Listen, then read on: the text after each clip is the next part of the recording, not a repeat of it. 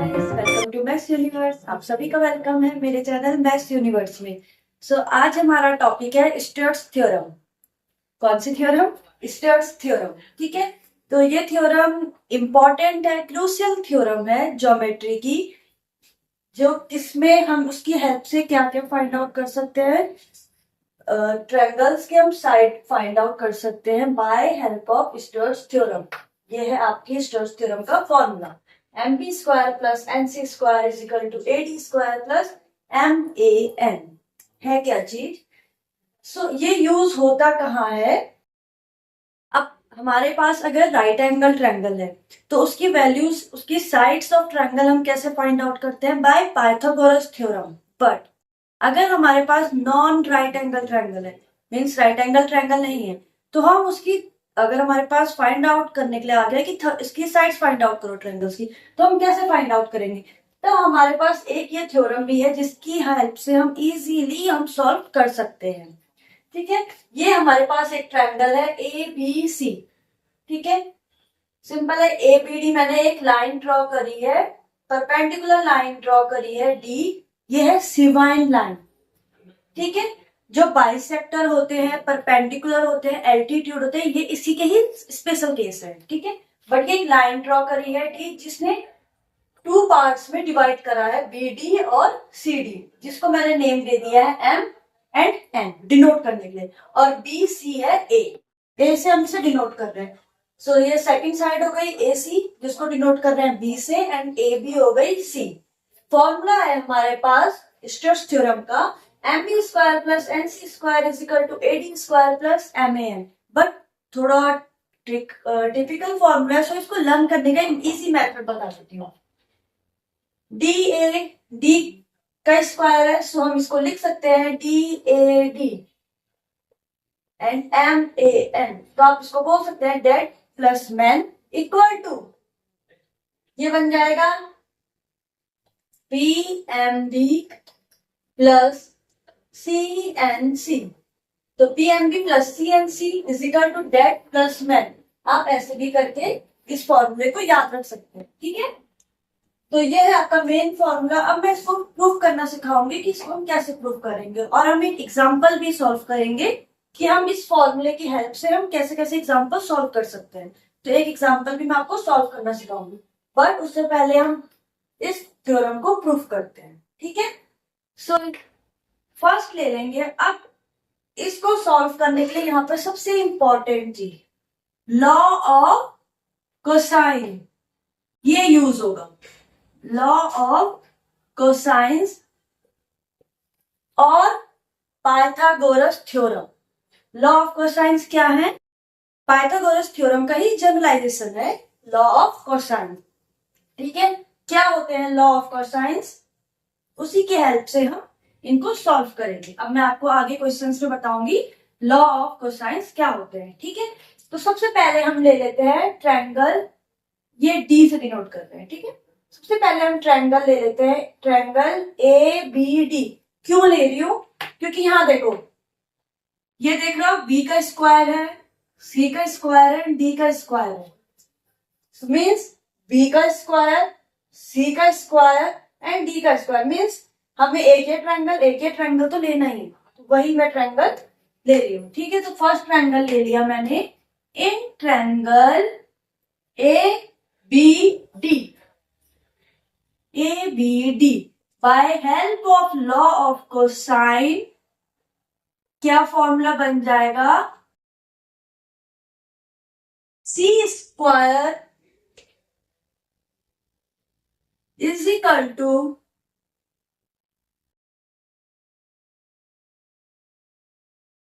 p square is equal to m square plus d square minus 2md and cos theta. But हम triangle use कर रहे हैं ए B D, सो इस angle को मैंने ले लिया अल्फा। तीन एंगल्स होते हैं ना, अल्फा बीटा गामा, तो मैंने यहाँ पे ले लिया अल्फा। ये हो गया कॉस अल्फा। समझ में आ गया? ये आपकी इक्वेशन फर्स्ट। ठीक है, अब आ जाते हैं हम इन ट्रायंगल, अभी हमने ए बी डी लिया था, अब ले लेते हैं ए सी डी। ए सी डी यहाँ पे भी यही लॉ अप्लाई करेंगे। सो ये बन जाएगा ए सी डी में क्या बन जाएगा, बी का square is equal to N का square plus D square minus 2nd cos. अब अल्फा तो ले लिया, दूसरा एंगल क्या लेंगे, बीटा। तो ये वाला एंगल आएगा beta. So cos beta. So इसको ले लो इक्वेशन सेकंड। समझ में आ गया, ये इक्वेशन फर्स्ट एंड ये है इक्वेशन सेकंड। अब यहाँ पर जो आप एंगल्स देख रहे हैं, एक स्ट्रेट लाइन पे अगर अल्फा जो प्लस बीटा है इक्वल टू हो जाएगा 180। Why? Because the supplementary angles, ये कौन से एंगल्स बन गए हैं, सप्लीमेंट्री एंगल्स। ठीक है। और अगर हम कोसाइन में देखें, अगर हम कोसाइन के साथ देखें तो cos alpha plus cos beta क्या होता है, हमेशा 0। क्यों होता है, एक एग्जांपल देख लो जल्दी से, उससे आपको अच्छे से समझ में आ जाएगा। अगर मैं अल्फा, अब हमें alpha plus beta is equal to तो होता है 180, सम 180 होता है ना स्ट्रेट लाइन का। तो अगर मैं अल्फा को 45 दे रही हूं तो बीटा क्या हो जाएगा 135। तो कॉस अल्फा की वैल्यू ले ली मैंने अगर 45, देन प्लस कॉस बीटा की वैल्यू ले ली मैंने कॉस 135, क्योंकि दोनों का सम मिलाकर कितना हो गया 180। ठीक है। अब cos 45 की वैल्यू कितनी होती है 1/√2, देन प्लस एंड cos 135 की वैल्यू होती है -1/√2, -1/√2, प्लस माइनस का माइनस, सो ये बन गया इक्वल टू हो गया 0। इसलिए ही यहां पर क्या आया था, cos alpha plus cos beta हमेशा क्या होता है 0। ठीक है। तो cos alpha plus cos beta is equal to क्या होगा 0। तो यहां से हमें cos अल्फा की वैल्यू मिल जाएगी cos alpha is equal to minus cos beta. ये समझ में आ गया, cos बीटा को इधर ले गई माइनस cos बीटा। सो अब हम क्या करेंगे, जो इक्वेशन फर्स्ट है हमारी, वहां हम cos अल्फा की वैल्यू रिप्लेस करेंगे किससे, माइनस cos बीटा से। So in equation first replace the value of cos alpha.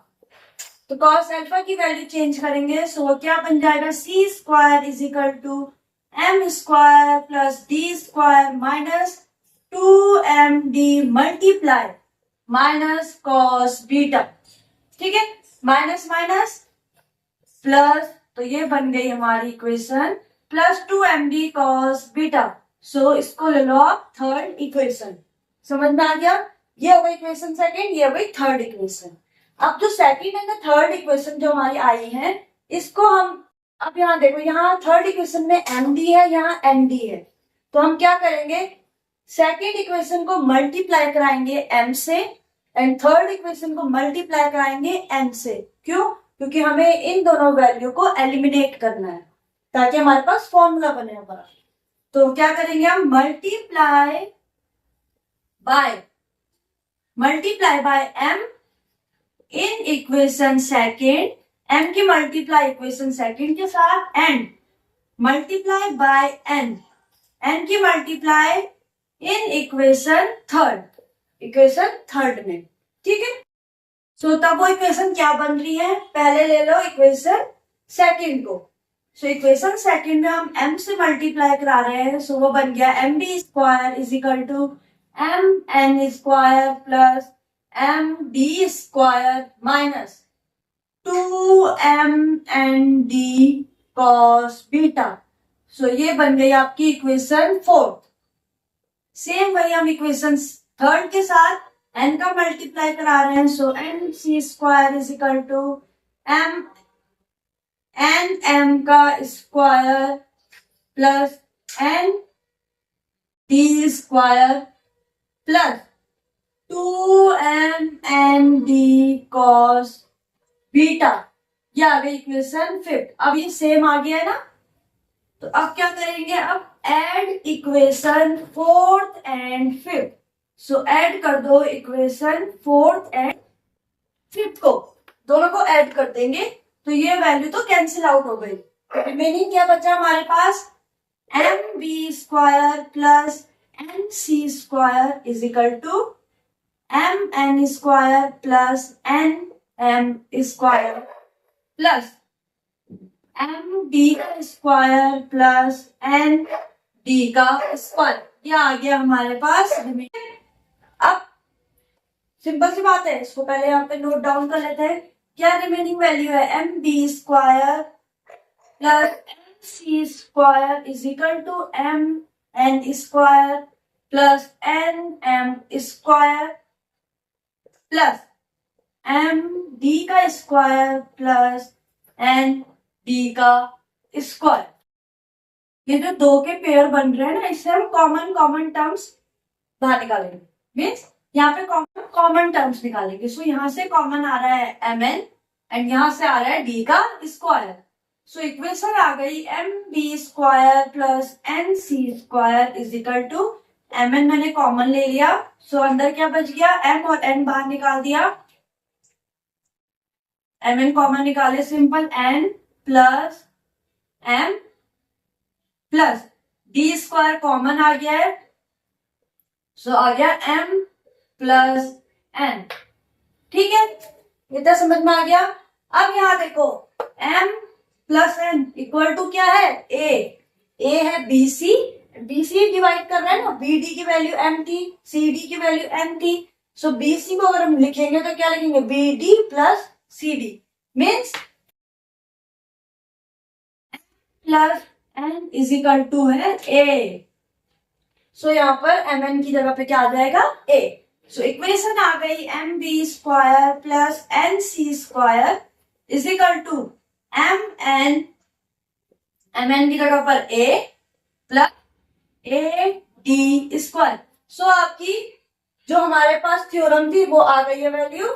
सो हमारे पास आ गया M B square plus N C square is equal to M A N plus A D square, जो हमें proof करना था।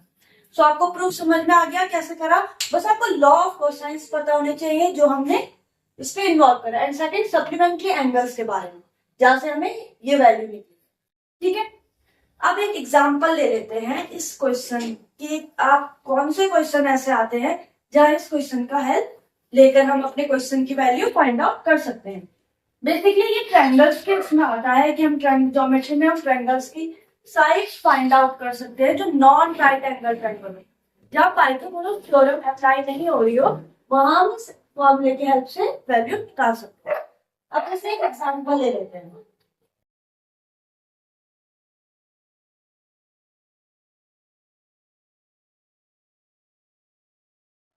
Example solve करते हैं कि कैसे ये वाला फॉर्मूला यूज हो रहा है। ठीक है, अब हमारे पास अगर राइट एंगल ट्रायंगल है, वहां पे अगर हमें ऐसी साइड फाइंड आउट करनी है, मींस हाइट फाइंड आउट करनी है, तो वहां पर हम किससे कर लेते थे, by Pythagoras theorem right angle triangle में। बट यहाँ राइट एंगल ट्रायंगल नहीं है।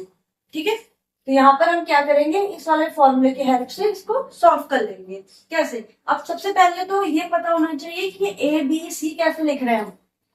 ए बी सी कैसे आएगा, ए यहाँ है तो ए के अपोजिट साइड आएगी ए की वैल्यू, इसलिए हमने ए लिखा है। बी इधर है, बी के अपोजिट ये वाली साइड है, it means it's B. And C के अपोजिट ये वाली साइड है, इट्स सी। एंड डी ये हो गया जो हमें फाइंड आउट करना है। ठीक है, सो वैल्यू पुट कर लेते हैं। सबसे पहले ए की वैल्यू निकाल लेते हैं, एम प्लस एन मीन्स 2 + 2 = 4। सो ए की वैल्यू आ गई 4। अब हमारे पास सारी वैल्यू गिवन है। सो एम की वैल्यू पुट कर लो, 2 × 10 का स्क्वायर प्लस 2 × 4 का square is equal to 4d square plus 2 × 4 × 2। ठीक है, so it's 200 plus 32 is equal to 4d square plus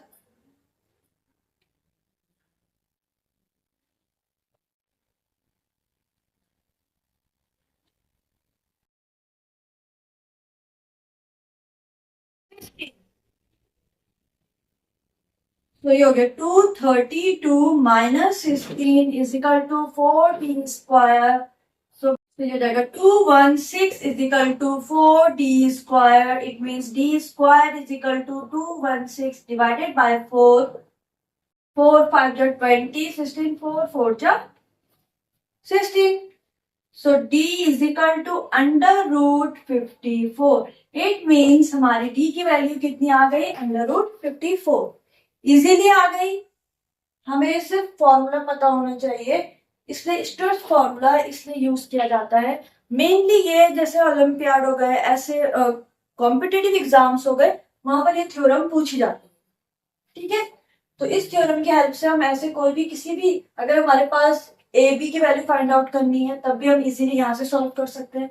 अगर हमें ए सी की वैल्यू फाइंड आउट करनी है तब भी हम सॉल्व कर सकते हैं, अगर नॉन राइट एंगल ट्रायंगल है तो। ठीक है, तो आज की वीडियो में इतना ही है। अब हम मिलेंगे अपनी नेक्स्ट वीडियो में नेक्स्ट टॉपिक के साथ। तो अगर पसंद आई हो और समझ में आया हो तो प्लीज लाइक शेयर सब्सक्राइब जरूर करें। Thank you.